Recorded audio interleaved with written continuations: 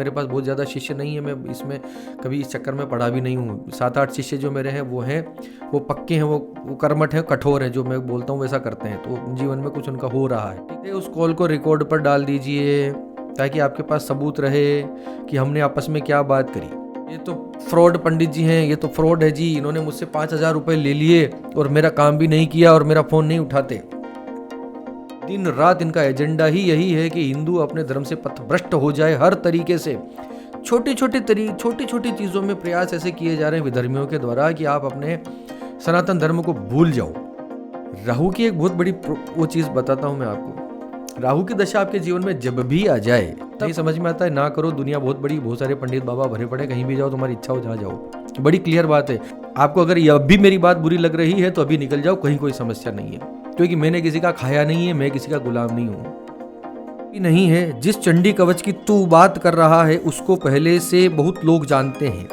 बेशक तुझे अभी पता चला, पर तेरे बाप दादा भी नहीं थे तब भी बहुत लोग जानते थे कवच को। बीजाक्षर होते हैं, कोई तांत्रिक मंत्र होते हैं, कोई दश महाविद्याएं हैं, उग्र मंत्र होते हैं, शरभराज के मंत्र हैं, नृसिंह भगवान के मंत्र हैं, काली माता के, प्रत्यंगिरा के मंत्र हैं, इस प्रकार के कुछ है। तब तो आपको थोड़ा सा समझना पड़ेगा, बाकी आप कर सकते। मेरे बाप दादा भी नहीं जानते थे, तब से ये लोग इसको जानते हैं कि जी आपने जो मंत्र साधना मंत्र उपचार हमें बताए, आपने कहा कि मंदिर में जाकर करो। हमारे घर पे भी शिवलिंग है, तो क्या घर पे ही शिवलिंग पे जल चढ़ा के कर सकते हैं?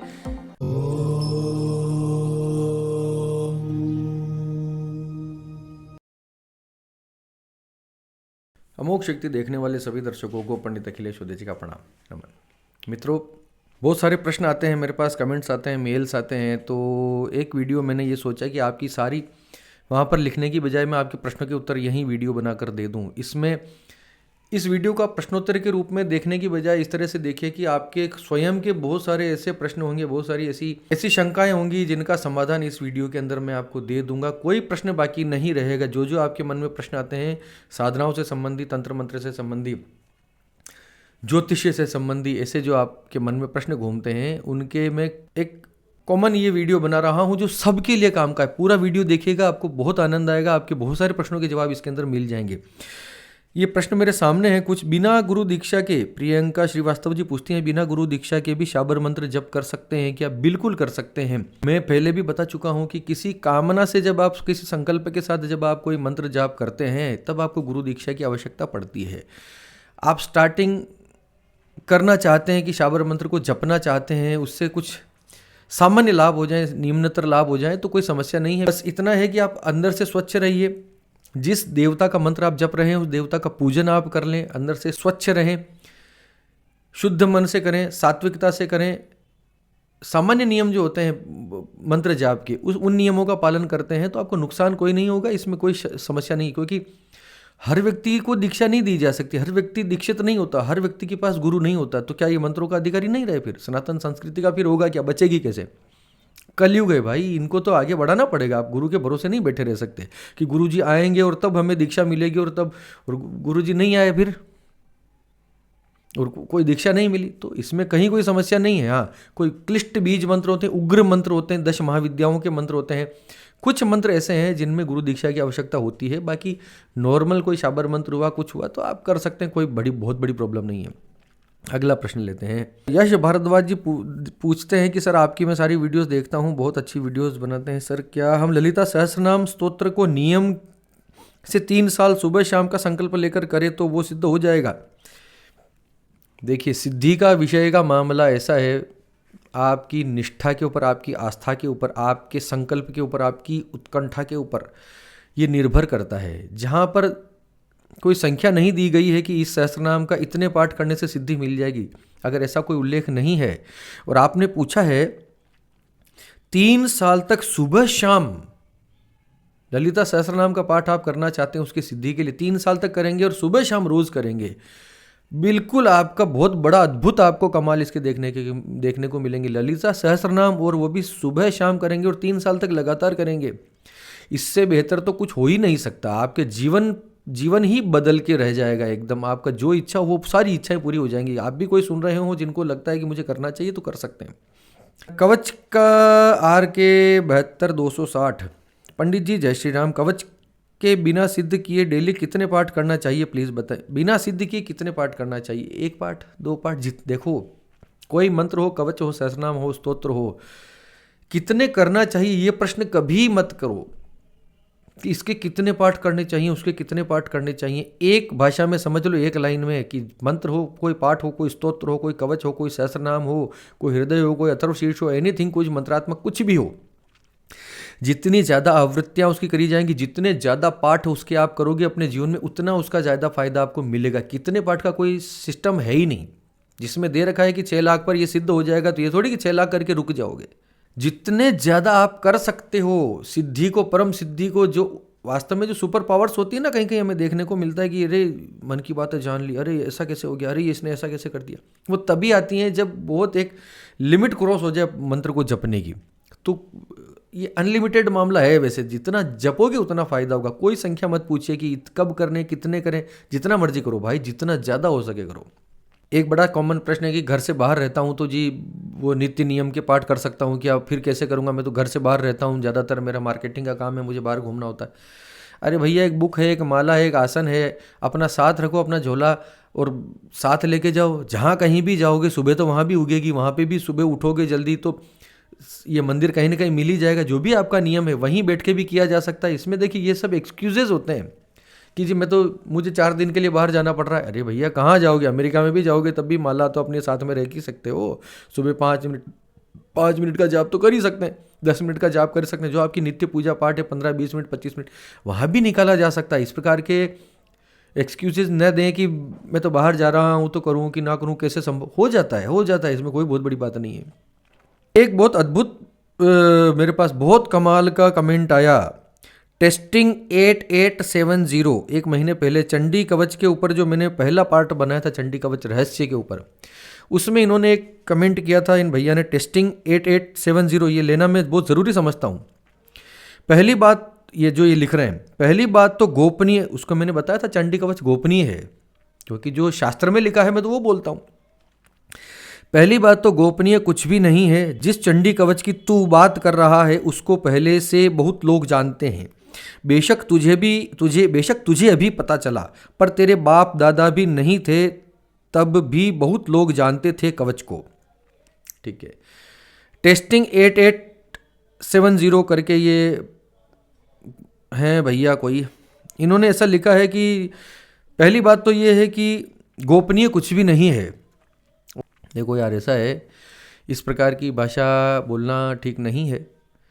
आपको मेरा कंटेंट नहीं पसंद, मेरी बातें नहीं अच्छी लगती, हर किसी को जो है, मैं यहाँ किसी को खुश करने के लिए नहीं आता हूँ। ठीक है, जो संस्कार में है, जो हमारे शास्त्रों में होता है, जो सनातन धर्म में है, मैं वही बात बताने का प्रयास कर रहा हूँ अपनी शक्ति से। मेरे माता पिता के ऊपर, मेरे बाप दादा के ऊपर अगर कोई इस प्रकार से बात करेगा तो ये बहुत बुरी बात है, दिल पर लगने वाली बात है, बहुत बुरा मानने वाली बात है। ठीक है, और मैं कोई ऐसा साधु महात्मा हूँ नहीं, कोई संत महात्मा नहीं हूँ, गृहस्थ आदमी हूँ। ठीक है, तो क्रोध मुझे भी आता है, कभी कभी आता है ना। 8800 वाले भैया, इस प्रकार की भाषा आपने उपयोग की, ये मुझे बिल्कुल भी अच्छी नहीं लगी। मेरा तो अभी से निवेदन है कि अभी से आप मेरे चैनल को छोड़ के चले जाइए, दोबारा फिर कमेंट ना करें, क्योंकि आपको अगर नहीं अच्छा लगता है तो चले जाओ बाबा, क्या दिक्कत है, क्या प्रॉब्लम है, बिना वजह की उलझुल। पहली बात तो यह कि गोपनीय कुछ भी नहीं है। अरे मूर्ख, तुम जितना इस दुनिया में जानते हो, जितना इस पूरी दुनिया को पता है, पूरी सृष्टि के बारे में, वो भी 0.0000001% भी नहीं है, पता है? इतना कुछ गोपनीय है, सारा कुछ गोपनीय ही है। ठीक है, इस बात पे भी तो तुम्हारा बौद्धिक स्तर क्या है ये मैं नहीं जानता, तो इसलिए इस बात को मैं ज़्यादा बढ़ाऊंगा नहीं। मेरा कहने का, मेरा निवेदन आप सबसे हाथ जोड़कर यही है कि मेरी बात आपको पसंद नहीं आती, चुपचाप छोड़ के निकल जाओ, हमें कोई ज़रूरत नहीं पड़ी। ठीक है, बहुत क्लियर कट बात है। मैं किसी को खुश करने के लिए नहीं बैठा हूँ, मेरी कोई यहाँ से कमाई नहीं होती, मेरी कोई आमदनी का जरिया यूट्यूब नहीं है। ठीक है, मेरी अपनी सरकारी नौकरी है, मैं उससे कमाई खाता हूँ, मेरे बच्चे उससे पल रहे हैं, समझना बात को। तो मेरा सिर्फ एक उद्देश्य है, जो कि मेरा गुरु का आदेश था कि तुम्हें ये जो है सब में फैलाना है। तो मैं पर्सनल मिलना पसंद नहीं करता, अपने आप को लो प्रोफाइल रखता हूँ, छुप के रहना पसंद करता हूँ। कहीं ऐसा जो है मेरा कोई ऐसा है नहीं कि मैं बाहर से अपना चकाचौंध वाली दुनिया से मेरा कुछ लेना देना है नहीं। मैं अपनी शांति से अपनी गृहस्थी में मस्त रहता हूँ, अपना काम करता हूँ, अपनी नौकरी करता हूँ, ठीक है, अपनी साधनाएं करता हूँ। गुरु जी का आदेश था तो मैंने सबके जनहितार्थ मैंने ये चैनल बनाया है, उसी के लिए मैं काम कर रहा हूँ, ठीक है। और उनके वचन से बंधा हूँ इसलिए इतना सा बस, ठीक है। वरना मेरे पे कोई, मुझ पे कोई दबाव नहीं है किसी का भी कि, और कोई चला भी नहीं सकता। मैं अपनी मर्जी का मालिक हूँ, अपने तरीके से काम करना पसंद करता हूँ, ठीक है। कई बार मैं आने वाले जो क्लाइंट्स, जो फ़ोन आते हैं, जो पैसे आते हैं, कई बार मैं उनके शुल्क भी वापस लौटा देता हूँ उनकी भाषा सुन के। कई बार लोग पैसा भी जमा करा देंगे और मुझ पे दबाव बनाने की कोशिश करेंगे, इतनी बजे रख लो, नहीं, ऐसा नहीं होगा, ठीक है। मेरे पास जब समय होगा उस प्रकार से मैं अपॉइंटमेंट देता हूँ, उसी प्रकार से हमारी बात होती है। जितना हो सकता है पूरी ईमानदारी से अपना काम करने का प्रयास करता हूँ, छोटे से शुल्क में। नहीं समझ में आता है ना करो, दुनिया बहुत बड़ी, बहुत सारे पंडित बाबा भरे पड़े, कहीं भी जाओ, तुम्हारी इच्छा हो जहाँ जाओ, बड़ी क्लियर बात है। थोड़ा सा मूड खराब है इसलिए मैंने ये बात करना उचित समझ लिया है। आपको अगर ये अब भी मेरी बात बुरी लग रही है तो अभी निकल जाओ, कहीं कोई समस्या नहीं है, ठीक है। क्योंकि मैंने किसी का खाया नहीं है, मैं किसी का गुलाम नहीं हूं।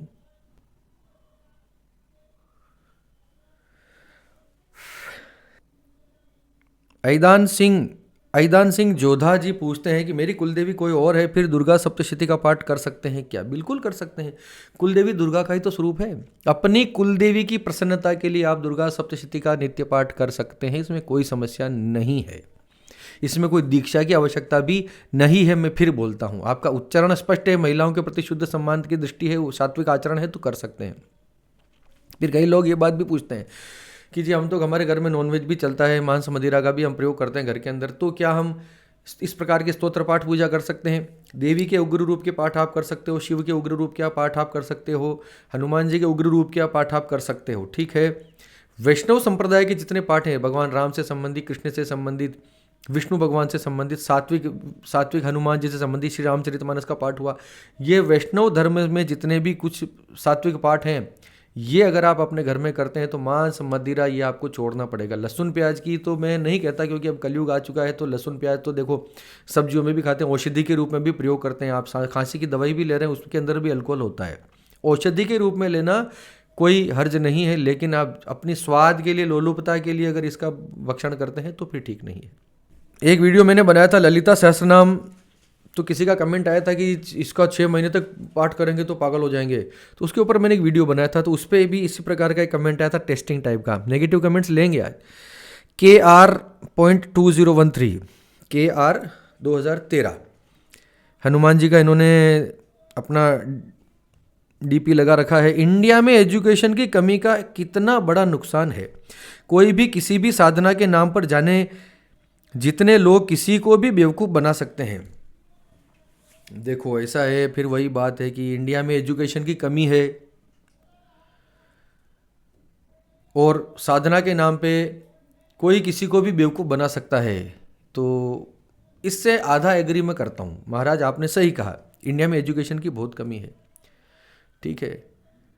ख़ास तौर से जो प्रैक्टिकल एजुकेशन है, जो व्यावहारिक शिक्षा है, उसकी कमी है। और अब तो स्थितियाँ बहुत और बदतर होती जा रही हैं, इसमें कोई संदेह नहीं है। आजकल के जेन जी, ये जो टर्म है, इनको तो मालूम ही नहीं है कि हमारे संस्कृति, हमारे आदर्श, हमारी चीज़ें क्या हैं, इन्हें पता नहीं है। तो उन्हीं को बताने के लिए हम जैसे लोग समाज में हैं कि भैया थोड़ा सीख लो, समझ लो, ठीक है। तो इसको बेवकूफ़ बनाना नहीं कहते। आपको लगता है कि इस चैनल पे बेवकूफ़ बनाया जाता है तो ना रुको भाई, क्या प्रॉब्लम है? किसी आंतरिक पांतरिक तांत्रिक टोने टोटके बाजों के चैनल देखो, क्या दिक्कत है? तो कहीं कोई इसमें भी समस्या नहीं है। हाँ, बेवकूफ़ बना सकते हैं। बेवकूफ़ तो तब बनोगे भैया जब तुम्हारे अंदर ज्ञान ही नहीं होगा, जब शास्त्र की समझ होगी। जितना कंटेंट मैं इस चैनल के ऊपर बनाता हूँ, आपको लगता है कि आप उतने विषय पर आप शास्त्रार्थ कर सकते हैं, उतना ज्ञान आपको है या उससे ज़्यादा ज्ञान है, तो आप करें। आप इस प्रकार के नेगेटिव कमेंट करें। किसी को भी खुश करने के लिए, किसी को तृप्त संतुष्ट करने के लिए मैं यहाँ पर नहीं हूँ। अपनी बात कहता हूँ और बात कहते ही चला जाता हूँ यहाँ से। तुम्हें अच्छा लगता है तो सुनो, नहीं लगता है ना सुनो, करना है करो, ना करना है ना करो। भाई क्या समस्या है? सनातन धर्म बना रहे, ये ज़रूर मेरी इच्छा है कि सनातन धर्म का उसकी अक्षुण्णता बनी रहे, बस इसलिए मैं इस मिशन पे मैं काम कर रहा हूँ, ठीक है। और कुछ कुछ कमेंट तो ऐसे होते हैं ना, सिर्फ थंबनेल देख के आ जाते हैं कि क्यों डरा रहे हो, माँ कभी किसी को नहीं डराती। नाहर सिंह जी का कमेंट है ललिता सहस्रनाम के ऊपर। अगर ऐसे डराओगे तो आप में और मुसलमान में क्या फ़र्क है? मुसलमान की तरह लोगों को धर्म से दूर मत करो। कुछ भी उठपटांग लिखते हो यार, क्या मतलब इन चीज़ों का। अरे भैया, उसके प्रोज एंड कॉन्स तो बताऊंगा ना वीडियो के अंदर, जो शास्त्र में लिखे हैं, जो ऋषि मुनि, कोई एक किताब पढ़ी है, कोई शास्त्र पढ़ा है, कोई पुराण, कोई मंत्रों की कोई पुस्तक, कोई कुछ तंत्र की पुस्तकें, कुछ शास्त्र, कुछ किसी गुरु के पास कुछ पता है कि इंटरनेट पे देख के आ जाते हो सारे के सारे उठ उठ के कमेंट करने के लिए? क्यों डरा रहे हो जी? अरे भैया, ये तो बोलूँगा ना कि ये पाठ कर रहे हो तो इसके अंदर ये सावधानियाँ रखो जो शास्त्र में लिखी हैं, जो इसके स्वयं ऋषि ने बताई हैं। अब इसमें तुम्हें डर लगता है तो ना करो। गोविंस इन्होंने प्रश्न किया कि आदरणीय आचार्य, जिनका यज्ञोपवीत संस्कार समय से नहीं हुआ या हुआ ही नहीं, या जो यज्ञोपवीत धारण नहीं करते, क्या वो भी पुराणों में वर्णित स्तोत्र जैसे ललिता सहस्रनाम या गायत्री सहस्रनाम पाठ कर सकते हैं? जय माँ जगदम्बा। जय माँ जगदम्बा। भैया, जिनका यज्ञोपवीत नहीं हुआ, जनेऊ जिन्होंने धारण नहीं कर रखा है, वे भी ललिता सहस्रनाम या किसी भी सहस्रनाम का पाठ कर सकते हैं, बहुत बहुत बहुत आसानी से, कहीं कोई समस्या नहीं है। कोई दीक्षा, कोई जनेऊ, कोई यज्ञोपवीत, कुछ आवश्यकता नहीं। आपका आचरण शुद्ध रखिए, अपने इष्ट के प्रति भक्ति भाव बनाकर रखिए, उस आस्था को प्रबल रखिए और उसका थोड़ा पूजन कर लीजिए और उच्चारण शुद्ध कर लीजिए। 3-4-5 चीज़ें, महिलाओं के प्रति सम्मान कर लीजिए। आप कर सकते हैं, आपको नुकसान कोई नहीं होगा। ईश्वर ने चाहा तो उसका बहुत फायदा मिलेगा। आप कुछ काम करना चाहते हैं तो यानी पिछले जन्म से आप कुछ छोड़ कर आए हैं, तभी इस जन्म में उस काम को करने की इच्छा आपकी है। आपके मन में आ गया कि मैं हनुमान जी की ये साधना मुझे करनी है, करनी है, करनी है, और अंदर से एक आ रही है, अंदर से आवाज़ आ रही है कि मुझे करना है, तो उसको शुरू कीजिए, ठीक है। हाँ, कोई बहुत प्रचंड साधना के अंदर ना भी जाए तो किसी ऐसे सामान्य सी विधि पूछ लीजिए किसी विद्वान से, कोई भी बता देगा भाई, किसी मंदिर का पुजारी भी बता देगा, हनुमान जी के मंदिर का पुजारी। तो किसी से पूछ कर लेने में कोई हर्ज नहीं। वो एक प्रकार का उपदेश हो जाता है वहाँ पर, कि सारी गलती फिर आपकी नहीं रहती, बताने वाला भी उसके अंदर इन्वॉल्व हो जाता है कि भैया चलो ऐसा है, तुम ऐसा नहीं ऐसा कर लो, तो कर लो। इतना देखो, हमारी वीडियोस देखने के बाद इतना ज़्यादा कंफ्यूज नहीं होना कि करें कि ना करें, कर लो। कोई बीजाक्षर होते हैं, कोई तांत्रिक मंत्र होते हैं, कोई दश महाविद्याएं हैं, उग्र मंत्र होते हैं, शरभराज के मंत्र हैं, नृसिंह भगवान के मंत्र हैं, काली माता के, प्रत्यंगिरा के मंत्र हैं, इस प्रकार के कुछ हैं। तब तो आपको थोड़ा सा समझना पड़ेगा, बाकी आप कर सकते हैं। एक सत्य साधना करके चैनल है, सत्य साधना 7320, इन्होंने एक कमेंट किया था मेरे वशीकरण के वीडियो के ऊपर, जिसमें मैंने वशीकरण के खिलाफ बोला है। यही प्रॉब्लम होती है। वो भैया ने सही कहा था कि एजुकेशन की कमी है भारत देश में, एजुकेशन, शिक्षा की कमी है। इन्होंने कमेंट किया है कि मैंने उसमें बोला था कि वशीकरण करना बुरी बात है, मुख्य रूप से मैंने ये कहा था। इन्होंने क्या लिखा, ऐसा नहीं होता, कुछ झूठ बात, क्यों झूठ बात बोलते हो, वशीकरण के बारे में पहले जान लीजिए। तो मैंने कहा उनको, भी आप ही बता दो महात्मा जी, क्या हो गया। जरूर, आप हमसे बात कीजिए, हम पूरा नियम सहित सिखा देंगे और वशीकरण करके भी मैं आपको दिखा दूंगा। अरे मेरे भोले भंडारी, उस वीडियो में मैंने ये कहा था कि वशीकरण होता है लेकिन करना नहीं चाहिए। आप यहाँ कमेंट कर रहे हैं कि वशीकरण होता है, पता नहीं हो तो जान लीजिए, मैं करके सिखा दूंगा। ये बात, अरे भैया, वीडियो देखते हो कि सिर्फ थंबनेल देख के आ जाते हो, ऊपर से कमेंट कर देते हो? पूरा वीडियो देखो भाई। वीडियो देखे बिना मैंने ये कभी नहीं कहा कि वशीकरण जैसी चीज़ नहीं होती। वशीकरण होती है, लेकिन उसको करना इतना आसान नहीं है जितना आप समझ रहे हो, ठीक है। जितना आपको लगता है, जितना आजकल के ये पाखंडियों ने फैला दिया है कि वशीकरण 2 मिनट में करा दूँ, ये कर 2 मिनट में किसी का बाप कोई वशीकरण नहीं करवा सकता, ठीक है। ऐसे ढोंगियों से दूर रहो मेरे प्यारे भाइयों और बहनों, ठीक है। सत्य साधना वाले महाराज, वशीकरण करके भी मैं आपको दिखा दूंगा। चलिए, कभी मौका मिला तो ज़रूर देखेंगे, ठीक है। आप हमसे बात कीजिए, हम बात नहीं करते किसी से। राजीव ओम भाटिया, इन्होंने एक प्रश्न किया था, पंडित जी प्रणाम, मुझे राहु की दशा चल रही है, बहुत कष्ट है। मैंने अभी 2 मंथ से ललिता सहस्रनाम का पाठ शुरू किया है, क्या मैं नवरात्रि में ललिता सहस्रनाम का पाठ करूं या? ठीक है। राहु की दशा के ना बहुत बड़े प्रॉब्लम्स हैं। मैं आपको बहुत बेसिक बेसिक कुछ चीज़ें इनकी बता देता हूँ फिर से। अगर आपके जीवन में राहु की दशा चल रही है और राहु की दशा से, राहु के संकटों से आप पीड़ित हैं, राहु के अत्याचार से पीड़ित हैं, तो आप कुछ बेसिक कुछ एक नियम आप अपने जीवन में अपना लीजिए, आपको लाभ होने लग जाएगा। राहु के देवता हैं भैरव। भैरव मंदिर में नित्य जाकर आप माथा टेकिए, नित्य जाकर वहाँ पर तेल चढ़ाने का, कोई वहाँ पर जो भी उस अपने लोकाचार में, उस समाज के अंदर, उस पर्टिकुलर उस मंदिर के अंदर जो भी नियम हो वो नियम आप पालन कर लीजिए।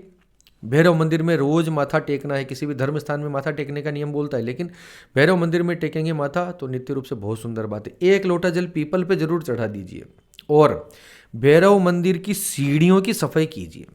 भैरव मंदिर की सीढ़ियों की रोज सफाई करना, झाड़ू लगाना, और उसी मंदिर में अगर पीपल का पेड़ हो तो उस पीपल के वृक्ष में एक लोटा जल आप चढ़ाकर आ जाइए। ठीक है। जो कर सकते हैं वो अपने सिर पर चोटी धारण कर लें, शिखा धारण कर लें। राहु का सर्वश्रेष्ठतम उपायों में से एक है। सिर पर चोटी रहनी चाहिए, ठीक है, शिखा रहनी चाहिए। रसोई घर में बैठकर भोजन करें। महिलाओं का अपमान न करें, खास तौर से छोटे बच्चों को दुखी ना करें। छोटे बच्चे जो बहुत बालक हैं, बटुक रूप में हैं, उनको आप प्यार से रखें, उनको आप अच्छा रखें। राहु की एक बहुत बड़ी वो चीज़ बताता हूं मैं आपको। राहु की दशा आपके जीवन में जब भी आ जाए तब कोई ना कोई साधना जरूर करना चाहिए। राहु तपस्वियों से, साधकों से, जो साधना करने वाले लोग हैं, जो मंत्र साधनाओं में जो लीन है, तपस्वियों से दूर रहता है। ठीक है। और जितना कम बोलेंगे, राहु की दशा जब लगती है तो आपके दिमाग पे असर करती है। नींद पूरी लो और कम बोलो, जितना हो सके कम, क्योंकि राहु ऐसा ग्रह है कि आपके क्रियाकलापों से, आपकी वाणी से आपके काम खराब करवा देगा। राहु की बड़ी कमाल की बात यह है कि कहीं से बाहर से कोई ऐसे प्रॉब्लम्स क्रिएट नहीं होते, बाहर से ऐसे सर्कमस्टांसेस आपकी लाइफ में नहीं आते कि जो आपको तहस नहस कर देंगे। नहीं, राहु ऐसा मामला है उसका कि आप स्वयं इस प्रकार के काम करेंगे कि आपका सब खराब हो जाएगा। तो मौन रहिए, मेडिटेशन कीजिए, जितना हो सके ध्यान को अपने जीवन में अपनाइए शुद्ध आचरण के साथ। मेडिटेशन, भैरव मंदिर, साफ सफाई, पीपल का पेड़, सिर पर चोटी, रसोई में भोजन, छोटे बच्चों को प्यार से रखना, ये बेसिक चीज़ें हैं। और दान, अंतिम चीज़ है दान। जितना आप कर सकें, जो आपकी श्रद्धा हो, 1 रुपये का हो, 10 रुपये का हो, चिड़ियों को दाना डालना हो, कुछ भी मान लो, किसी भी प्रकार का दान अगर आप करते हैं तो राहु के लिए बहुत सुंदर। और सर्वश्रेष्ठ तो फिर सबसे ऊपर तो महादेव की उपासना है ही सही। शिव जी की उपासना किसी भी रूप में करते हैं, राहु के लिए बहुत श्रेष्ठ उपाय है। ठीक है। यहाँ पूछा था कि ललिता सहस्रनाम का पाठ कर सकता हूँ क्या राहु के, जब मेरे राहु की दशा चल? बिल्कुल कर सकते हैं, बिल्कुल, इसमें कोई समस्या है ही नहीं। एक प्रश्न मेरे पास बहुत बार आता है कि जी आपने जो मंत्र साधना, मंत्र उपचार हमें बताए, आपने कहा कि मंदिर में जाकर करो, हमारे घर पे भी शिवलिंग है, तो क्या घर पे ही शिवलिंग पे जल चढ़ा के कर सकते हैं? देखो, घर में तो आप कर ही सकते हो। आपने घर में तो शिव जी ने तो नहीं कहा कि मुझे लेके चलो, आप लेके आए ना, तो उनकी सेवा करना तो आपका धर्म है वैसे भी।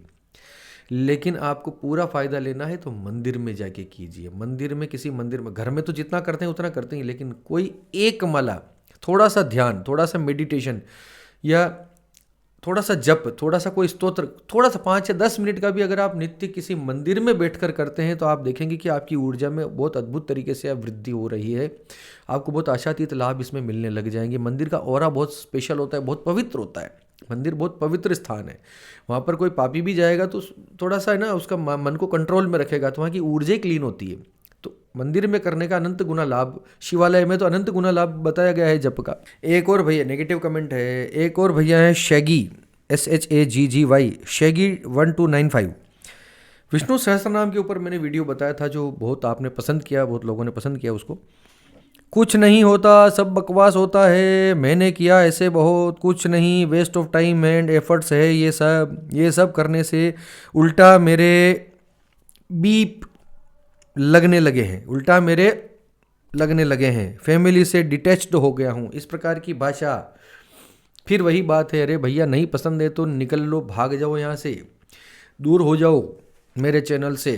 ठीक है, इस प्रकार की भाषा का इस्तेमाल न करें, बिल्कुल ना करें, अच्छा नहीं लगता। महिलाएं भी कमेंट्स पढ़ती होंगी, ठीक है, और ये सब मेरा स्टाइल नहीं है जीने का।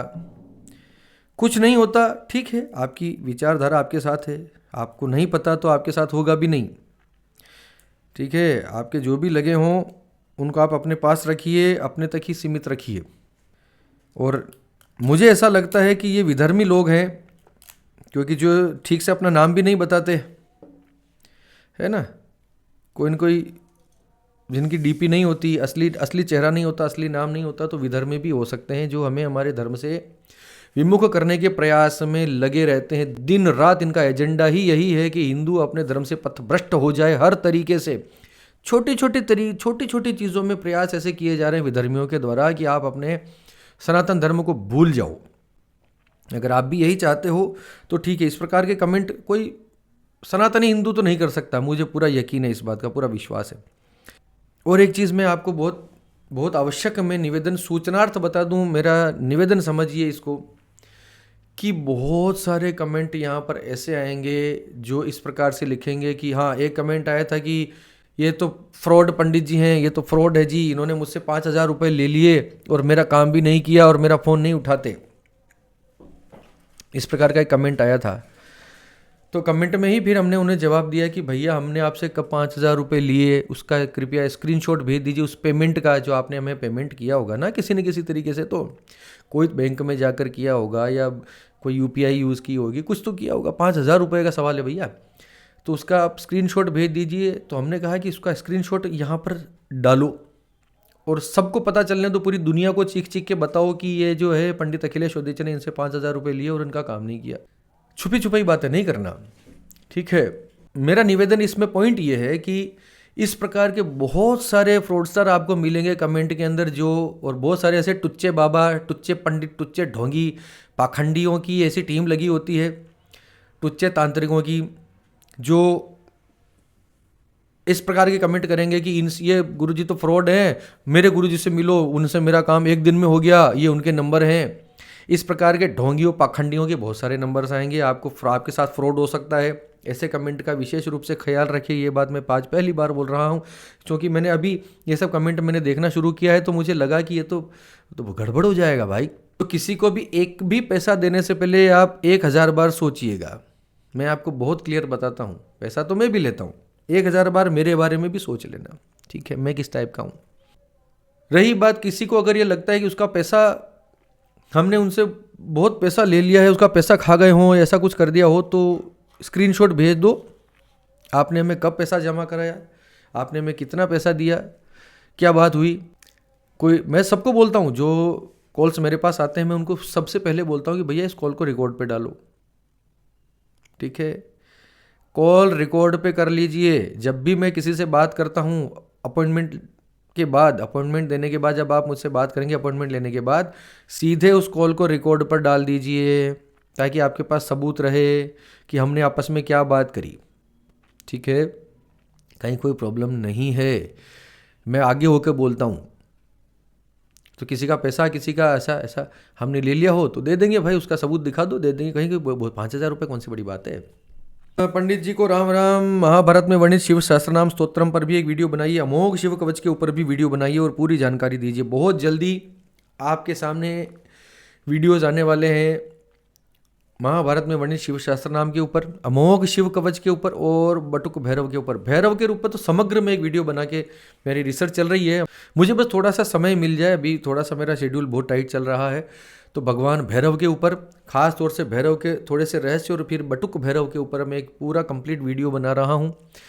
और साथ ही हनुमान जी के तो मैंने आपसे वादा कर ही रखा है कि हनुमान जी के ऊपर समग्र वीडियो मैं एक बनाकर बहुत जल्दी आपके सामने लाऊंगा। अमोघ शिव कवच के ऊपर भी लाऊंगा और एक बहुत अद्भुत सरप्राइज वीडियो में बना के लाऊंगा आपके लिए। भगवान शिव का एक स्तोत्र है, उस स्तोत्र का नाम भी नहीं बताऊंगा, बता दिया तो मेरे से पहले आ जाएगा। मैं चाहता हूं कि वो वीडियो सबसे पहले इंटरनेट पर मैं ही बना कर लाऊं। इंटरनेट पर उस भगवान शंकर के उस स्तोत्र के बारे में आज तक कोई वीडियो नहीं आया है, और वो इतना स्ट्रॉन्ग है कि मुझे लगता है कि सबका ऊपर है वो स्तोत्र भगवान शंकर का। तो उसके ऊपर एक वीडियो बनाकर लाऊंगा, नाम पता सारी चीज़ें उसमें हम करेंगे, बहुत जल्दी आने वाले हैं। एक प्रश्न आया, वे टू वैराग्य, इनका जो है टाइटल है वे टू वैराग्य 3462। क्या यक्षिणी से देवतुल्य संतान प्राप्ति भी हो सकती है। देखो, ये आपका नाम है एक तो वे टू वैराग्य है ना, वैराग्य के पथ पर, ठीक है। वैराग्य के रास्ते पे आप चल रहे हैं और यक्षिणी की साधना करना चाहते हैं और उससे संतान प्राप्त करना चाहते हैं, ये थोड़ा सा है ना पैराडॉक्सेस है भैया। यक्षिणी आपको कुछ भी देने में समर्थ है, इसमें कोई डाउट नहीं है। भौतिक वस्तु जितने भी है, भौतिक संसाधन जितने भी हैं, भौतिक आराम आनंद आप उससे प्राप्त कर सकते हैं, लेकिन उसके बहुत सारे साइड इफेक्ट्स हैं। संतान आप उससे लेंगे, लेकिन यक्षिणी को किस किस रूप में आप पूजेंगे? पत्नी रूप में पूजेंगे, माँ रूप में पूजेंगे, बहन रूप में पूजेंगे, आप किस रूप में पूजेंगे और उसको कितना निभा पाएंगे, उसके कितने साइड इफेक्ट्स होंगे, वो कितना झेल पाएंगे, ये लंबी चौड़ी व्याख्या का विषय है। मैं आपको फिर बताता हूँ। एक कमेंट ऐसा भी आया था बहुत पहले कि ये सब होता है, आप यक्षिणियों के बारे में गलत प्रचार कर रहे हैं, हमारे शास्त्रों में दे रखा है। हाँ मुझे पता है भैया, पीछे पढ़े हैं, शास्त्र पढ़े हैं पीछे, डामर तंत्र, उड्डामेश्वर तंत्र है ना, ऐसे बहुत, जिसमें यक्षिणियों की साधनाएं बताई गई हैं और उसमें यह भी कहा गया कि ये यक्षिणियाँ सारी चीज़ें आपको प्रदान करती हैं, सारे सुख आपको प्रदान करती हैं, तो उसमें लिखा हुआ है, तो मैं भी बोलता हूँ। लेकिन उसको निभा लेना, सही सही निभा लेना, उसके कौन से उसके अंदर नहीं बताए गए हैं। जिन्होंने यक्षिणियों की साधनाएं कर रखी हैं, जिन्होंने इसके साइड इफेक्ट्स देखे हैं, उनके अनुभवों के आधार पर मैं आपसे निवेदन करता हूँ कि इस प्रकार की कोई, अरे भगवान कृष्ण से मांगिए, भगवान संतान गोपाल मंत्र का पाठ कीजिए, संतान गोपाल स्तोत्र का पाठ कीजिए, सहस्रनाम का पाठ कीजिए, गोपाल सहस्रनाम का पाठ कीजिए, भगवान शंकर से मांगिए, संतान यहाँ से मांगिए, यक्षिणी से संतान मांगने चलेंगे, ये क्या, ऐसा ना ही करें तो बेहतर है। मेरा तो पर्सनल विचार ये है। एक प्रश्न बार बार मेरे पास, आप हमें मंत्र दे दीजिए, आप हमें मंत्र की दीक्षा दे दीजिए, आप रिप्लाई क्यों नहीं करते? मेरे पास व्हाट्सएप पे इस प्रकार के मैसेज आते हैं कि हमें प्रत्यंगिरा की साधना करनी है, कृपया इसका हमें विधि बताइए। एक मैसेज लिख के आपने छोड़ दिया। आपके पास एक ऑटोमेटिक मैसेज आएगा जब भी आप हमारे व्हाट्सएप पे संपर्क करेंगे। बेहतर है कि व्हाट्सएप पे ही मैसेज करें, डायरेक्ट कॉल ना करें। व्हाट्सएप पे मैसेज करेंगे, एक आपको ऑटोमेटेड मैसेज मिल जाएगा जिसके अंदर आपको पूछा गया कि आपका जन्म का नाम, आपका पूरा नाम, जन्म स्थान, जन्म दिनांक, जन्म समय, अपनी डिटेल्स डालिए। बात करनी है गुरुजी से तो आप इतना आपको शुल्क जमा कराना पड़ेगा। मैसेज में कोई सवाल, कोई सिंपल सा बात हो तो आप लिख दीजिए, हम उसका उत्तर सामान्य भेज देते हैं। यहाँ या ना के उत्तर होते हैं हम भिजवा देते हैं। अब आपने न तो अपना नाम बताया, न कोई जन्म की डिटेल भेजी, अपने बारे में कुछ भी नहीं, सिर्फ आपने एक आदेश दे दिया कि हमें अमुक देवता की साधना की विधि बताइए। अरे भैया कौन हो, क्यों चाहिए, किस बात को, भैया कौन से साधक हो, आपका बैकग्राउंड क्या है, हिस्ट्री क्या है? कोई मुंह उठा के कुछ भी आते हैं और साधनाएं मांगने लग जाते हैं। ऐसा पॉसिबल नहीं है, किसी कीमत पे नहीं है, नहीं होगा। ठीक है, आपको कोई भी साधना करनी है, एक बार तो आपको अपॉइंटमेंट लेके बात करनी ही पड़ेगी। साधना गंभीर विषय होते हैं, चर्चात्मक विषय होते हैं, इसे मैसेज में नहीं बताया जा सकता। मैसेज में कौन बताएगा? अगर कोई आपको मैसेज में कुछ बता रहा है तो झूठ बोल रहा है, ढोंग कर रहा है। ठीक है, कि इस साधना को ऐसे कर, भैया बात तो करोगे ना। बात करने के पीछे उद्देश्य क्या है? कौन हो, क्यों करना चाहते हो, क्या उद्देश्य है, आपने अब तक क्या कर रखा है, हिस्ट्री क्या है, आपके साथ संकेत क्या क्या है, लक्षण क्या क्या, आपकी कुंडली में कितने योग हैं उस साधना को करने के। भाई अंधे कुएं में छलांग मार रहे हो, पता भी नहीं कि नीचे पानी है कि आग है, कांटे हैं, पत्थर हैं, क्या है, नीचे फूल बिछे हुए, क्या चीज़ है। तो साधना संबंधी ऐसे डायरेक्ट हमें आदेश न दीजिए कि ये भेज दो, फिर यहाँ पे आके बोलते हो आप तो पैसा लेते हैं, ये तो फ्रॉड पंडित है, पैसा लेते हैं। हाँ भैया पैसा तो लूँगा, मेरा समय लगता है, पैसा तो लूँगा। दीक्षा की जहाँ तक बात है तो मैं प्रयास कर रहा हूँ। देखो मैं बहुत मामूली छोटा सा पंडित आदमी हूँ, ठीक है, जितना गुरु से ज्ञान मिला है उतना ही। अब गुरु दीक्षा से संबंधी मेरे पास इतने प्रश्न आने लगे, मेरे पास बहुत ज़्यादा शिष्य नहीं है, मैं इसमें कभी इस चक्कर में पढ़ा भी नहीं हूँ। 7-8 शिष्य जो मेरे हैं वो पक्के हैं, वो कर्मठ हैं, कठोर हैं, जो मैं बोलता हूँ वैसा करते हैं, तो जीवन में कुछ उनका हो रहा है, ठीक है। लेकिन दीक्षा संबंधी आपका अगर वास्तव में आपके मन में इच्छा है तो इस वीडियो के कमेंट में आप #दीक्षा लिख दीजिए, मैं समझ जाऊंगा कि हाँ इसको जो है सपोर्ट मिल रहा है। गर्मी की छुट्टियों में, गर्मियों में हम कोशिश करेंगे कि एक शिविर लगाएं, 2 दिन 3 दिन जितना भी हो, वर्कशॉप ऐसी लगाएं और उसमें दीक्षा का पूरा मंत्र दीक्षा का आयोजन किया जाए। जो मंत्र आपको चाहिए होगा वही मंत्र की दीक्षा, या जो मंत्र आपकी कुंडली में सबसे अच्छा बोल रहा होगा, जो आपको सूट करता होगा, उस मंत्र की दीक्षा का आयोजन, दीक्षा समारोह का आयोजन, महादीक्षा का आयोजन हम करेंगे। लेकिन उसके अंदर इतनी संख्या में हमारे पास इतने शिष्य श्रावक इतना होना चाहिए कि जिनको हम आराम से हम निभा सकें। ठीक है, यहाँ तक वीडियो अगर आपने देखा है और दीक्षा लेना चाहते हैं, इस देह से, इस मुख से आप दीक्षा लेना चाहते हैं तो कमेंट में #दीक्षा लिख के भेज दीजिए। ये बात मैंने लास्ट में इसलिए कही ताकि मुझे ये पता रहे कि अब तक जो वीडियो को पूरा देखेगा वही इस पर कमेंट करेगा और जिसकी इच्छा होगी। गर्मियों में दीक्षा महादीक्षा का समारोह हम करेंगे, आयोजन इसका करेंगे। उतने लोग अगर हमारे पास हो जाते हैं तो करेंगे, ज़रूर करेंगे। तो उसमें मैं सारी विधियां बताऊंगा, किस प्रकार से वो मंत्र करना है, किस प्रकार से जप करना है। आपके कोई प्रश्न होंगे आपके साधना से संबंधी, एस्ट्रोलॉजी से संबंधी, राहु शनि मंगल केतु गुरु, जिनसे जो आपको पूछना हुआ लाइव आकर पूछ लेना मुझसे। अलग से परेशान होने की आवश्यकता नहीं है। बहुत लोग तो पीछे पड़ जाते हैं कि हमें आपसे मिलना है, हमें आपसे मिलना ही है। अरे भैया क्या करोगे मिल के, आप फ़ोन पे बात कर लो ना। पता नहीं कहाँ से, चैम्बूर से और पता नहीं कर्नाटक से कहीं से मिलना है जी अरे भैया इतनी दूर से यहाँ चित्तौड़गढ़ राजस्थान में आओगे, कितना महंगा पड़ेगा। एक सिंपल सी फीस है, उसको जमा करके फ़ोन पे बात कर लो। मैं सारी कंसेप्ट क्लियर कर दूंगा। मेरी तरफ से मैं कोई कसर नहीं छोड़ता किसी के लिए, सब समान रखता हूँ। मेरी तरफ से कोई वैसा नहीं है कि ये छोटा हो गया कि वो बड़ा हो गया। आप करोड़पति हो तब भी मेरे लिए कोई फ़र्क नहीं पड़ रहा, और आप वो सामान्य व्यक्ति हो तब भी मेरे लिए कोई फ़र्क नहीं पड़ता। जिनके पास पैसा नहीं होता, जो वास्तव में निर्धन है, उनकी स्थिति मुझे पता लग जाती है। और जो व्यवस्थित रूप से बात करते हैं, अपना नाम लिख के भेजते हैं, उसके अनुसार पालन करते हैं, मेरा नाम ये, जन्म स्थान ये, जन्म दिनांक ये, जन्म समय ये, और मेरा ये प्रश्न है जी, पैसे मेरे पास नहीं है, मैं बहुत परेशान हूँ, अब आप कुछ का हो सकता है तो आप कीजिए। उसकी कुंडली जैसे ही समय मिलता है हम कुंडली देख के उसके अनुसार उसके उपाय में उसको निःशुल्क PDF, उसको निःशुल्क टेक्स्ट के रूप में, व्हाट्सएप मैसेज के रूप में मैं भिजवा देता हूँ। तो कहीं कोई समस्या नहीं है, कहीं कोई ऐसा शंका नहीं रखना कि मैं कोई पैसा ही लेके काम करूँगा, ऐसा नहीं है, ठीक है। लेकिन हाँ, बात करनी है आपको, फ़ोन पे बात करनी है तो उसकी फ़ीस तो लगेगी। चलिए, काफ़ी सारी बातें हो गई है ना। फिर भी अगर आपको कुछ लगा ये वीडियो देखने के बाद तो अपने कमेंट में ज़रूर लिखिए, #दीक्षा लिखिए। जो आपका दिल हो भर भर के कमेंट कीजिए। कोई प्रश्न आपका रह गया हो तो कमेंट में डाल दीजिए। मैं कोशिश करूंगा कि जब भी समय मिलेगा सारे प्रश्नों को एक साथ लेकर मैं वीडियो में लेकर आपके सामने आ जाऊं। ज्योतिष से संबंधित, राहु कुंडली से संबंधित, अपने जन्मांग चक्र के अनुसार, आपकी न्यूमरोलॉजी के अनुसार, आपके तंत्र मंत्र साधना, किसी भी रूप में आपके जीवन की समस्याओं के समाधान के बारे में जो कोई भी प्रश्न हो, आप हमसे व्हाट्सएप पर संपर्क कर सकते हैं, व्हाट्सएप पर मैसेज कर सकते हैं, उसके अनुसार आप हमसे बात कर सकते हैं। हम अपना पूरा प्रयास करेंगे कि आपकी समस्याओं का समाधान हम कर सकें। इसी के साथ आप सबके मंगल की कामना करता हुआ मैं पंडित अखिलेश आपसे विदा लेता हूँ। धन्यवाद। सर्वे भवन्तु सुखिनः।